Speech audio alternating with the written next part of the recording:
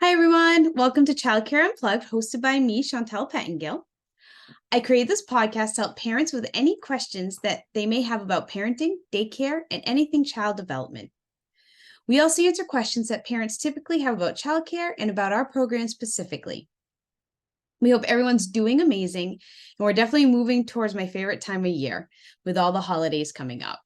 The past few years since COVID, we've become that family that put our Christmas tree up before Thanksgiving. And as long as I can get my two kids to get the living room and dining room organized, ours will probably be going up this weekend. I don't know about you. However, the past couple of weeks in our community, it's been a whirlwind of emotions. And one thing I've been really thinking about is how can we teach gratitude to our youngest children? And I've been doing some research on both as a school and as a parent on how we can teach it. Here are some ideas I found and wanted to share with you guys. First and foremost, it's important that we as adults model gratitude in our own lives. It could be as little as saying thank you to the person holding the door for you and writing thank you notes for gifts you've just received. Just experiencing kindness and showing appreciation will go a long way, and your children will pick up and start mimicking what you do. Another way to help teach gratitude is to create like a daily gratitude ritual.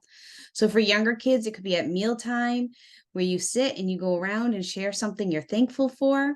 For older children, you can have gratitude journals where everyone spends a few moments each day and write in their journals what they're grateful for. Some families have a family gratitude journal where everybody writes everything in that one journal. It's whatever works for your family. Another awesome way is storytelling to teach children gratitude. Some of my favorite stories to do this is Thanks to the Animals by Alan Sakabason, who is kind of cool. He is a Passamaquoddy storyteller right here in Maine. Another one that we use a lot in the center is Bear Says Thanks by Karma Wilson. And another favorite that we have at the center as well is Thanks, Mr. Panda. That one is cool because the kids can repeat a lot of what's being said. Writing thank you notes is an awesome way to show gratitude. During birthdays and holidays, have your little ones color thank you pictures for loved ones that gave them gifts. This is something we've always promoted with our own children. And the other week, Evelyn on her own took it upon herself to write thank you notes to her dance teachers for keeping them safe at dance when the tragedy was happening. So I thought that was kind of cool that we've instilled that in her and she stepped up and just did it on her own without us asking her to.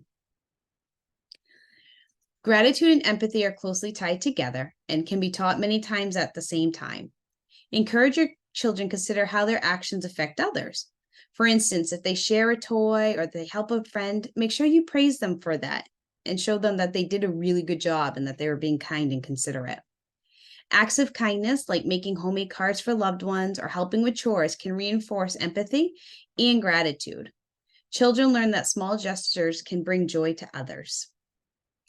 Teaching gratitude during challenging moments is especially important. But how do we do it? It can be hard, especially when things aren't going your child's way. The first thing to do is acknowledge their feelings and validate them. Then help reframe the situation positively. For example, if they didn't win a game, focus on the fun they had playing. Help them see that even in disappointment, there are things to be thankful for. The biggest piece is creating a family or classroom culture that emphasizes gratitude as a core value.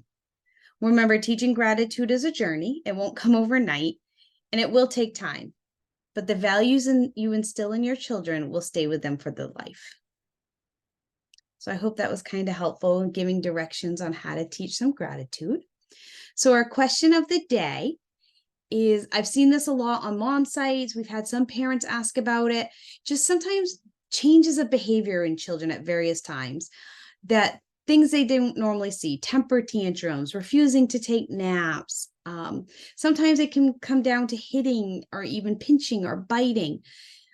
I do want to let you know that it is completely normal when children display differences in behaviors and that they normally display. It's common for them to go through developmental stages where their behaviors change significantly. As parents, it's very natural to wonder if you're doing something right as a parent. Are you not disciplining enough? Are you disciplining too much? Is something going on at daycare? they're all good questions, but it's definitely a normal part of development. So here's some factors to consider when you're seeing a little bit of changes of behavior. A lot of times it's developmental milestones around the age of 2. The children start asserting their independence and definitely start testing their boundaries. So it definitely can lead to more temper tantrums, more defiant behavior. I remember as a parent when Sawyer was 2, especially in the grocery store, I always seemed to be in the grocery store. It escalated. We got to the point where Zach, who wanted 4 children, was ready to stop at 2 with this changes of behavior. So it's definitely normal. And as parents, you just got to stay calm and patient and just keep teaching them how to be little humans. Nap time transitions, like if they're refusing to take naps, can be a sign that they're transitioning away from regular naps. They could be afraid of missing things out. The FOMO is completely normal by age 2. Sometimes their brains are just going so much because they're learning and taking everything in that they can't just shut down their brains to take a nap. And that's normal as well. Some children, they might still need to nap, and we just got to keep trying to promote it and find ways to get them to be able to relax their bodies. But others might be ready to drop their nap or might nap less frequency, and that's okay too. It might make bedtime a little bit sooner at night, might make bedtime a little bit more difficult, but dropping nap time is completely normal for the age of 2. Some days they might nap for 3 hours, other times they may skip it. Nobody's doing anything wrong. It's just a part of development. The other thing too is communication skills. Around the age of 2, your child's language and communication skills are developing rapidly, but they still might not have the words to express their frustration and needs, and that can lead to frustration and temper tantrums, and that's okay.